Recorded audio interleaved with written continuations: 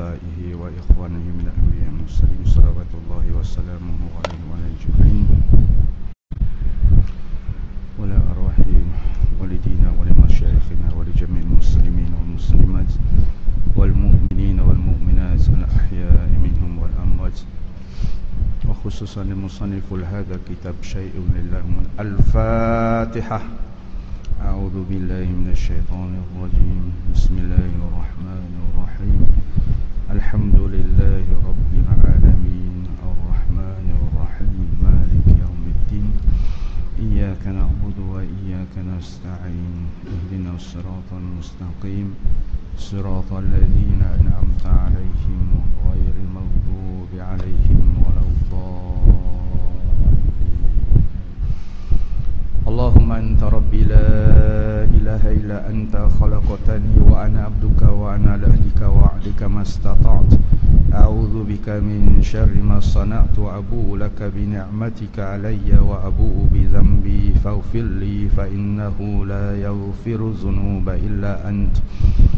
اللهم أنت ربي لا إله إلا أنت خلقتني وأنا عبدك وأنا على عهدك ووعدك ما استطعت أعوذ بك من شر ما صنعت أبوء لك بنعمتك علي وأبوء بذنبي فاغفر لي فإنه لا يغفر الذنوب إلا أنت. اللهم أنت ربي لا إله إلا أنت خلقتني وأنا عبدك وأنا على عهدك ووعدك ما استطعت أعوذ بك من شر ما صنعت أبوء لك بنعمتك علي وأبوء بذنبي فاغفر لي فإنه لا يغفر الذنوب إلا أنت. بسم الله الذي لا يضر مع اسمه شيء في الأرض ولا في السماء وهو السميع العليم. بسم الله الذي لا يضر مع اسمه شيء في الأرض ولا في السماء وهو السميع العليم. بسم الله الذي لا يضر مع اسمه شيء في الأرض ولا في السماء وهو السميع العليم. السلام عليكم ورحمة الله وبركاته. الحمد لله الحمد لله رب العالمين وبه نستعين. اللهم صل على سيدنا محمد الفاتح لما أغلق والخاتم لما سبق ناصر الحق بالحق والهادي إلى صراطك المستقيم وعلى آله حق قدره ومقداره العظيم. اللهم أخرجنا من الظلمات الوهم وأكرمنا بنور الفهم وافتح علينا بمعرفة العلم وسهل أخلاقنا بالحلم واجعلنا ممن يستمعون القول فيتبعون أحسنه. اللهم آمين.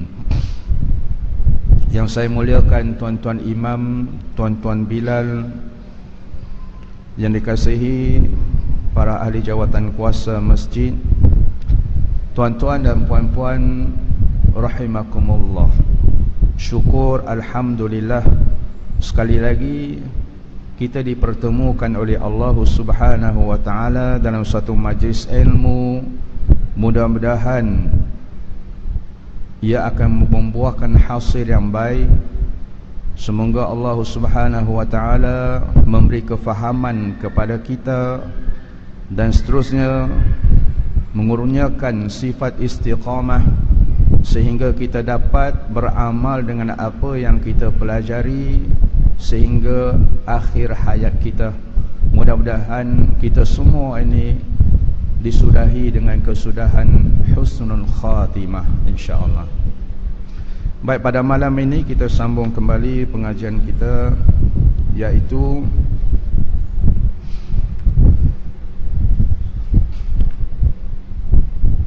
tentang kelebihan, tentang kelebihan menyebut subhanallah, subhanallah wa bihamdihi subhanallahil azim. Qala musannif rahimahullahu ta'ala, telah kami riwayatkan dalam As-Sahihain, kedua-dua imam ahli hadis, Abu Abdullah Muhammad ibnu Ismail ibnu Ibrahim ibnu Mughirah Al-Bukhari Al-Ju'fi, dan Abu Husain Muslim ibnu Hajjaz bin Muslim Al-Kushairi An-Naisaburi radhiyallahu anhuma, dengan sanad yang bersambung dari Abu Hurairah radhiyallahu anhu. Beliau adalah Abdurrahman ibnu Syakh. Menurut pendapat yang paling benar dari sekadar 30 pendapat, beliau adalah sahabat yang paling banyak meriwayatkan hadis. Dia berkata bahawa Rasulullah sallallahu alaihi wasallam bersabda, kalimatani khafifatani 'alal lisan. Ikut saya baca ya. Qala Rasulullah sallallahu alaihi wasallam, kalimatani khafifatani 'alal lisan thaqilatani fil mizan habibatani ila ar-rahman subhanallah wa bihamdihi subhanallahil azim. Artinya kalimatani, dua kalimah, khafifatani, yang ringan untuk diucap, ala lisani,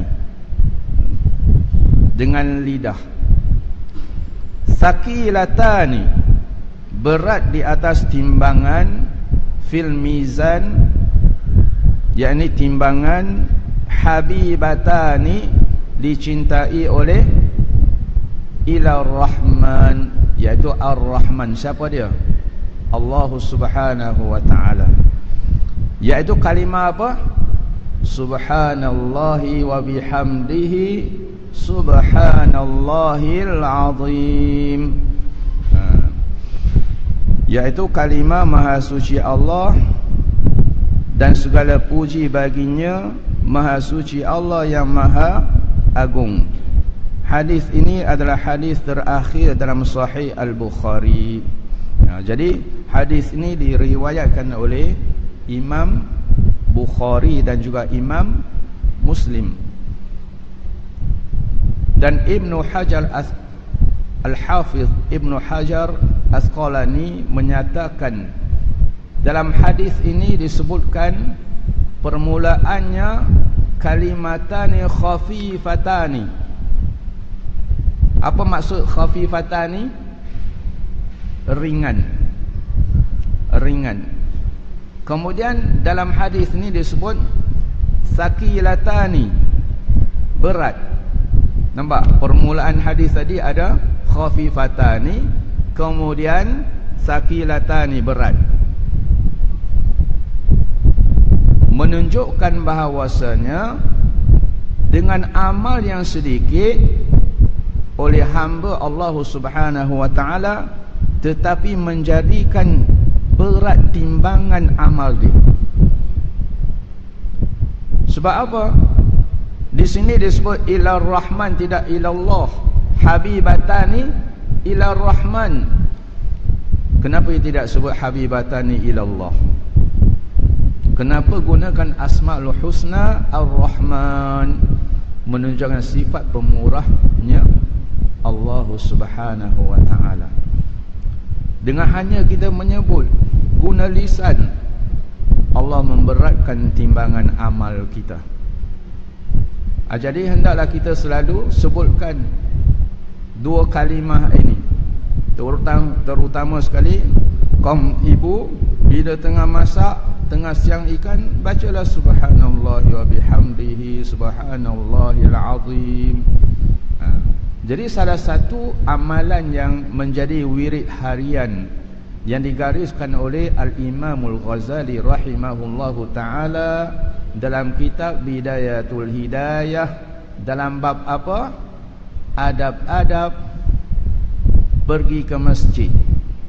Salah satunya Imam Ghazali rahimahullahu ta'ala menggariskan, selepas solat subuh jangan kita Assalamualaikum warahmatullah, Assalamualaikum warahmatullah. Tak ada wirid, tak ada apa, kita terus bangun tinggalkan tempat solat kita. Dia gariskan, Imam Ghazali rahimahullahu ta'ala menggariskan masa kita kena bahagi kepada 4 bahagian selepas solat subuh. Iaitu yang pertama sekali zikir, yang kedua membaca Al-Quran, ya, dan yang ketiga mentadabburi, ya, dan yang keempat kita bermuhasabah. Maka az-zikir ini Imam Ghazali telah menggariskan 10 kalimah. Salah satu kalimahnya ialah subhanallahi wa bihamdihi subhanallahil azim. Dan katanya rahimahullahu ta'ala, hendaklah kita menyempurnakan bacaan ini setiap kalimah 100 kali. Berarti habis saja wirid itu semua jumlahnya 1000 kali. 1000 kali. Namun demikian, katanya sekiranya kita tidak mampu nak membaca setiap kalimah 100 kali, maka bacalah setiap kalimah itu 10 kali. Jadi 10 kali dengan 10 kalimah jadi berapa? 100 kali. Kalau 10 kali pun tak boleh baca, kata saya, kita pakat-pakat takbir 4 kali ke atasnya. Itu bukan kata Imam Ghazali lah, kata saya lah. Kalau 10 kali duduk subhanallahi wa bihamdihi subhanallahil azim, 10 kali pun tak boleh sebut, nak buat apa lagi? Nah, tuan-tuan dan puan-puan, nak buat apa? Kita pakat-pakat takbir 4 kali ke atas dia. Umpama mayat yang hidup. Nah,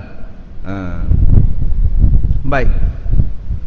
Yang ke-13, telah kami riwayatkan dalam Sahih Muslim dari Abu Dzar radhiyallahu anhu, dia berkata, Rasulullah sallallahu alaihi wasallam bersabda kepadaku, ala, baca ala, ukhbiruka bi ahabbil kalami ila Allah ta'ala, inna ahabbal kalami ila Allah ta'ala subhanallahi wa bihamdihi, wa fi riwayatin su'ila Rasulullah sallallahu alaihi wasallam ayyul kalami afdal, qala mastafallahu limalaikatihi aw li'ibadihi subhanallahi wa bihamdihi. Artinya, ala ukhbiruka bi ahabbil kalami ila Allah ta'ala, maukah aku beritahu kepadamu tentang perkataan yang paling Allah cintai, ya? Paling yang Allah suka. Apa dia? Yang paling Allah cintai. Sesungguhnya perkataan yang paling Allah cintai adalah subhanallahi wa bihamdihi, maha suci Allah dan segala puji baginya. Itu maksud dia dah. Subhanallah, maha suci Allah, wa bihamdihi, dan segala puji baginya. Wa fi riwayatin, dalam riwayat yang lain disebutkan, su'ila Rasulullah sallallahu alaihi wasallam, Rasulullah sallallahu alaihi wasallam ditanya, ayu kalamil afdal, apa yang dipilih oleh perkataan yang apa yang paling utama, perkataan apa yang paling utama yang diucapkan oleh kita semua ni. Ni sahabat tanya ni. Baginda menjawab, mastafallahu li malaikatihi aw li ibadihi, apa yang dipilih oleh Allah untuk para malaikatnya atau hamba-hambanya, subhanallahi wa bihamdihi, yaitu maha suci Allah dan segala puji baginya. Ini bab masih menyatakan kelebihan orang yang mengucap subhanallahi wa bihamdihi. Jadi kita duduk saja-saja, kita bacalah banyak-banyak, bacalah banyak-banyak. Seeloknya selepas solat subuh kita duduk mesti wirid, terutama sekali yang tidak ada tugas apa-apa dah. Allah dah bagi bonus usia kepada kita, umur yang dah 70 tahun, 60 tahun, apa yang dia nak buat lagi? Ada duduk pencen pun dah ada. Jadi beribadah kepada Allah selepas solat subuh, jangan dia keluar cepat pergi mengopi di kedai, duduk sampai matahari terbit, sehingga sini ada tu dah, apa nama tu, skrin itu ada yang masuk waktu yang sehingga bunyi isyraq tu bunyi, baru nak bangun-bangunlah, solat sunat dulu, baru keluar. Kerana itu adalah amalan baginda sallallahu alaihi wasallam. Setelah terbitnya fajar, barulah matahari dah naik, barulah Rasulullah keluar daripada tempat solatnya. Baik. Seterusnya yang ke-14, telah kami riwayatkan juga dalam Sahih Muslim dari Samurah bin Jundab radhiyallahu anhu, dia berkata, Rasulullah sallallahu alaihi wasallam bersabda, ahabbul kalami, baca ahabbul kalami ila Allah ta'ala arba',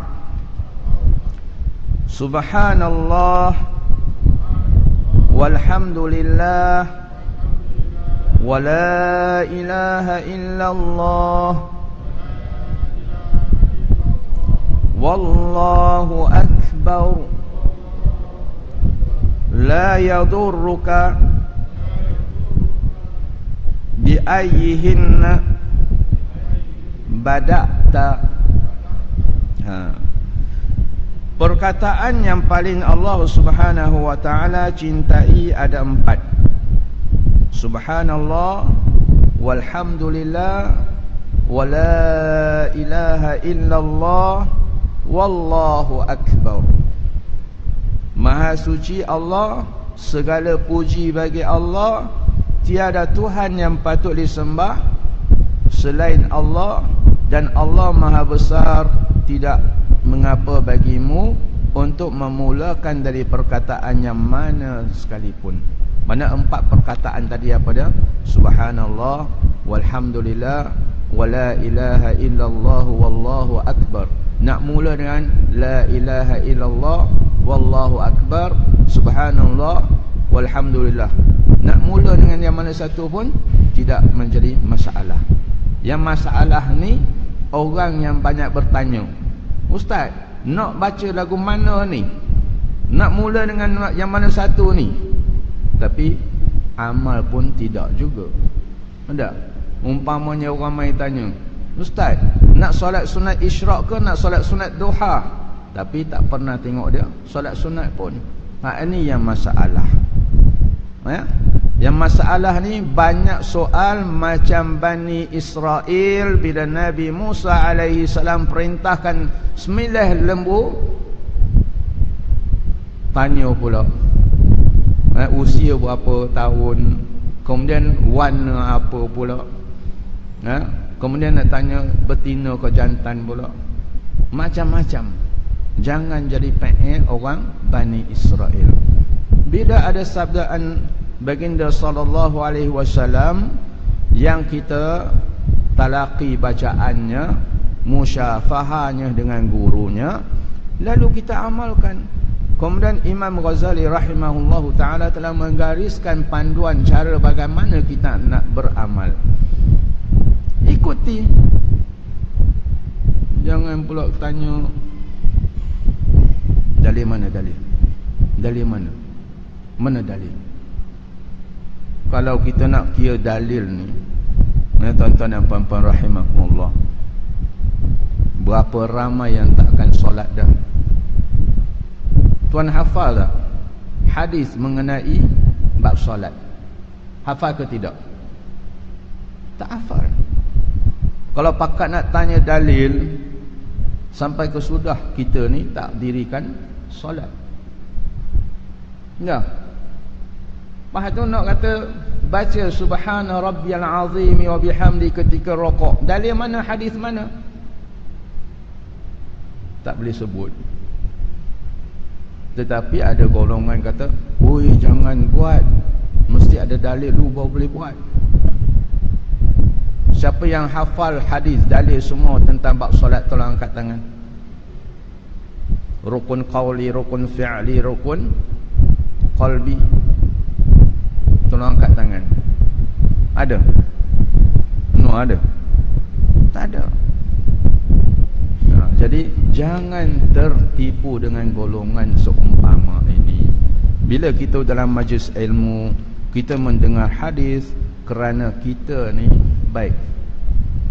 Pagi tadi alhamdulillah saya dapat daurah bersama dengan Maulana Husin, seorang muhadithin hafizahullah taala. Ya, dalam masalah golongan, beliau menyatakan masalah golongan yang kata kita jangan ikut ulama, kita ikut Al-Quran dan hadis. Ikut Al-Quran dan hadis. Kita pun mengelabah dah. Kita dah bawa Quran, kita dah bawa hadis.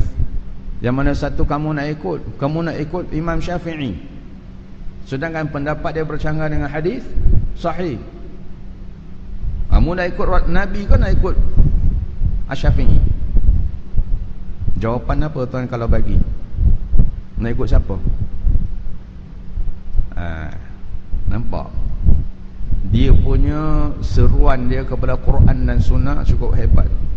Sedangkan dalam Quran, sebagaimana firman Allah Subhanahu wa taala dalam surah Al-Baqarah, ya, pertengahan juzuk, ma nansakh min ayatin aw nunsiha na'ti bi khairin minha aw mithliha.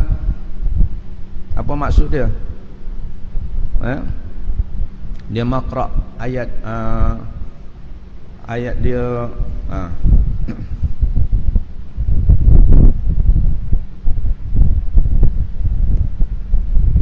ni ada. Tak apalah ambil. Ayat 106. Ayat 106. Ma nansakh min ayatin. Dalam Quran pun ada ayat nasikh dan mansukh. Yang kita tidak faham, kita hanya tahu baca Al-Quran, berarti ada yang hukum dia ni telah dibatalkan oleh ayat yang datang kemudian. Begitu juga dalam hadis, ada nasikh wa mansukh. Jadi kata Maulana Husin hafizahullah taala, imam mujtahidin bila berijtihad, kalau ijtihad dia betul dapat berapa? 2 pahala. Kalau salah dalam ijtihad dapat berapa? 1 pahala. Kalau saya ijtihad, berapa pahala dapat?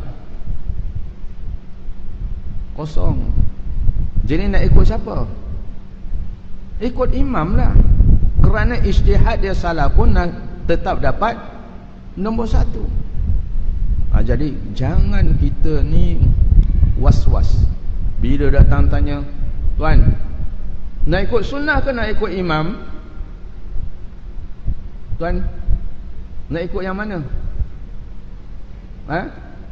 Saya dah bawa hadis anda ni, hadis sahih ni, nak ikut siapa?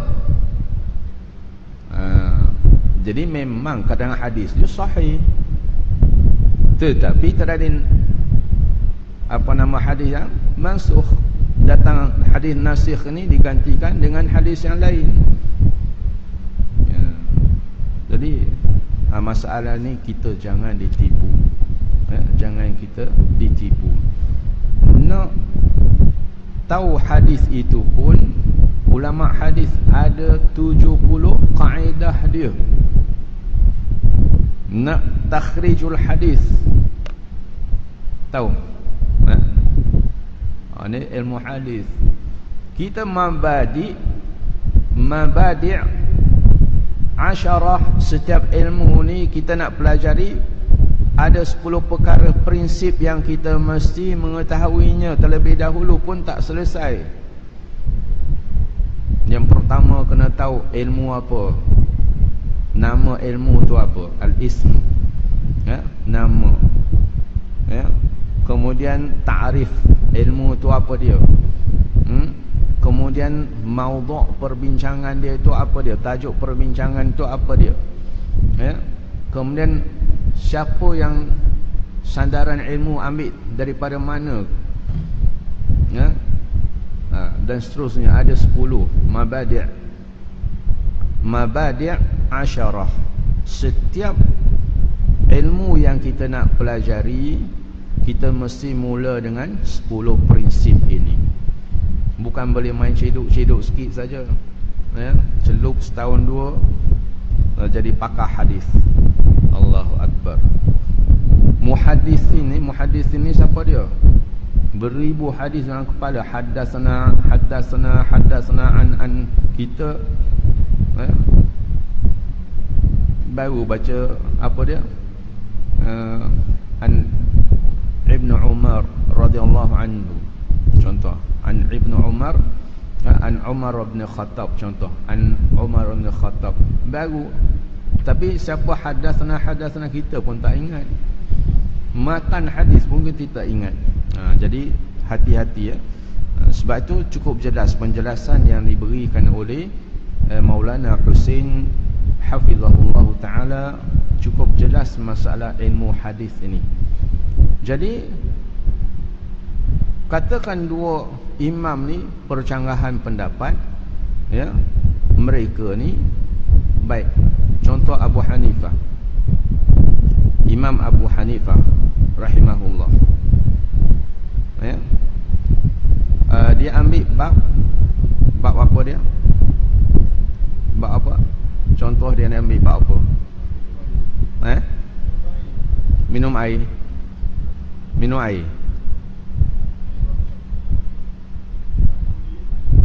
Satu berdiri, satu duduk. Ada kita nak buat hukum fiqh. Nak cerita bab hukum fiqh. Contohnya Imam Abu Hanifah, antara Imam Abu Hanifah dengan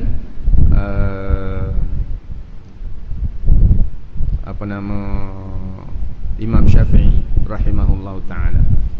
Baik, Imam Abu Hanifah, ya, ketika solat yang kita kata sunat hay'a ni, ketika kita nak rokok kita angkat, ketika takbir nak rokok kita angkat tangan ketika takbir, bangun daripada rokok kita pun angkat tangan.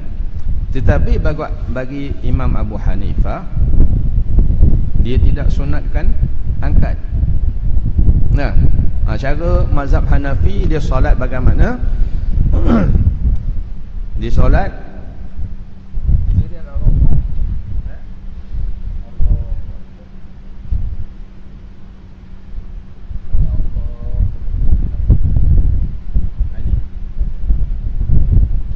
Ini mazhab siapa?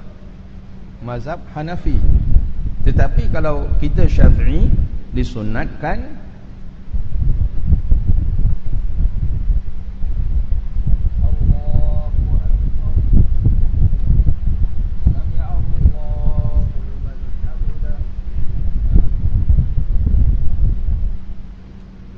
Jadi ketika Imam Auza'i bertemu dengan Abu Hanifah di pasar, lalu Imam Auza'i memberitahu kepada Imam Abu Hanifah, dia bacakan hadis tentang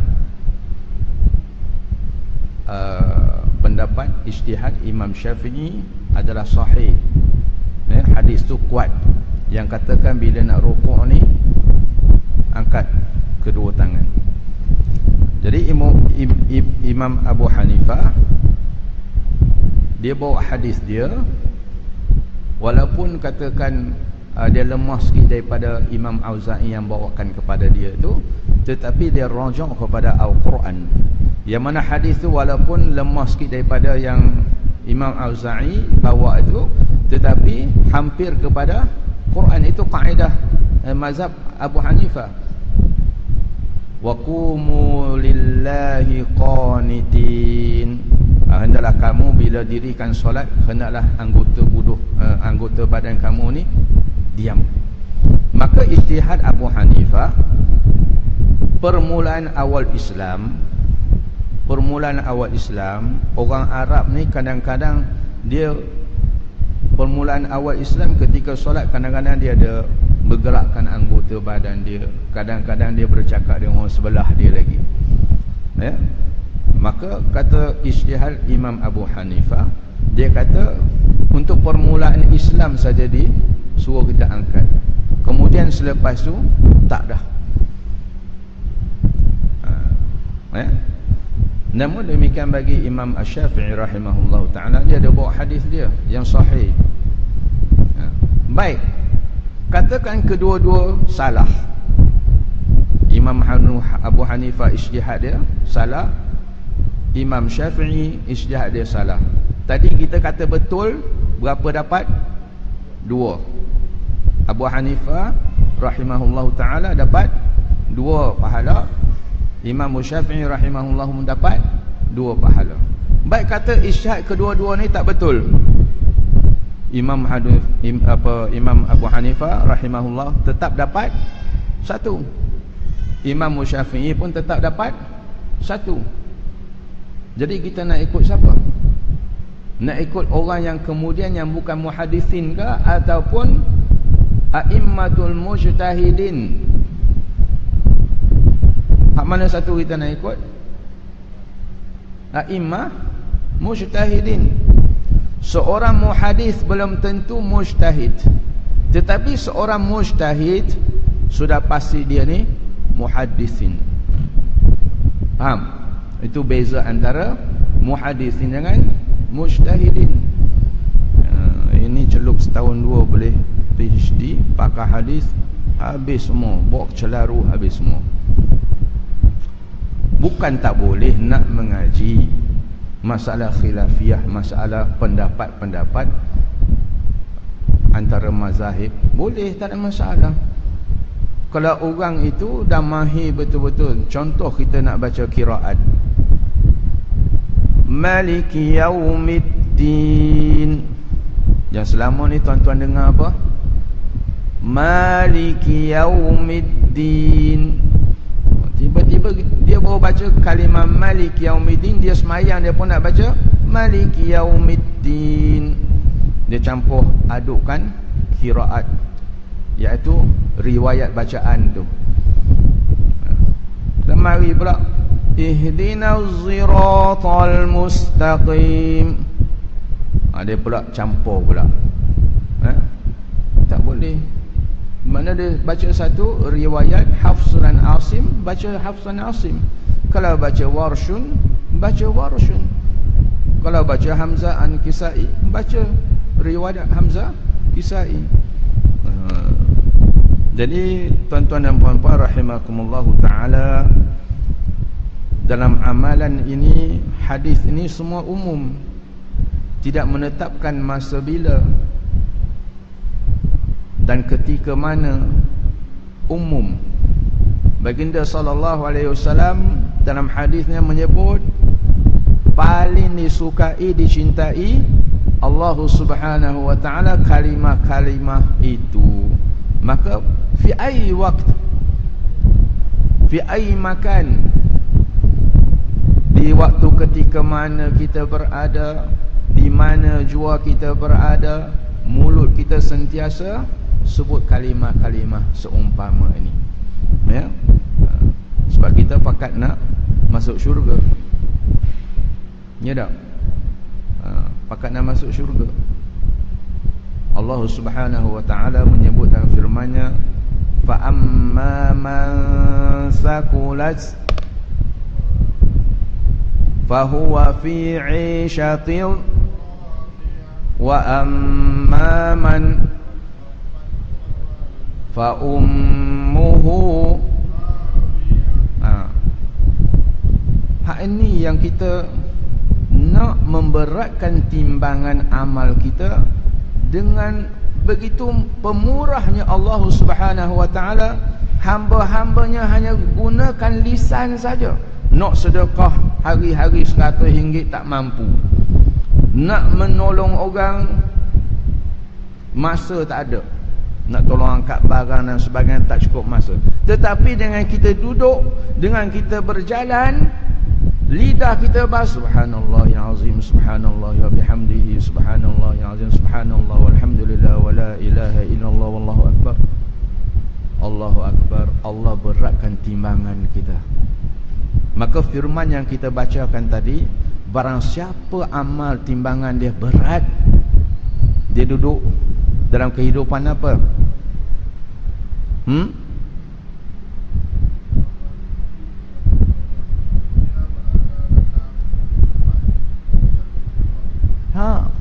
Bila amal timbangan kita berat, bila Allah Ta'ala kita dalam ayat sebut kita hidup dalam keadaan diredai, bermakna dalam syurga. Bila timbangan dia berat, dia hidup dalam keadaan Allah meredai akan dia, maka tempat dia mana? Syurga. Wa amma man khafat, khafat, ama maksud khafat ringan. Khafifatan ni dia itulah ringan. Bila amal timbangan kita ringan, tempat dia mana? Neraka hawiyah. Na'udzubillah min zalik. Jadi tuan-tuan dan puan-puan rahimakumullah, ayuh marilah kita perbanyakkan tasbih, perbanyakkan ucapan-ucapan sedemikian, sehingga mudah-mudahan menjadikan amal timbangan kita ni berat, lalu kita hidup dalam keadaan yang diredai oleh Allah Subhanahu wa taala. Kalau ada soalan, kita beri laluan kepada azan terlebih dahulu. Kalau tidak ada soalan, kita sudahilah. Ada soalan tak?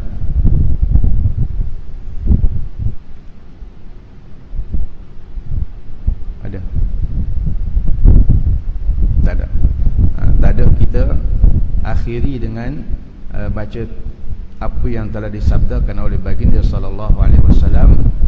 Subhanallahi wa bihamdihi, subhanallahil azim, subhanallahi wa bihamdihi, subhanallahil azim, subhanallahi wa bihamdihi, subhanallahil azim, subhanallahi wa bihamdihi, subhanallahil azim, subhanallahi wa bihamdihi, subhanallahil azim, Subhanallah walhamdulillah wa la ilaha illallah wallahu akbar. Subhanallah walhamdulillah wa la ilaha illallah wallahu akbar.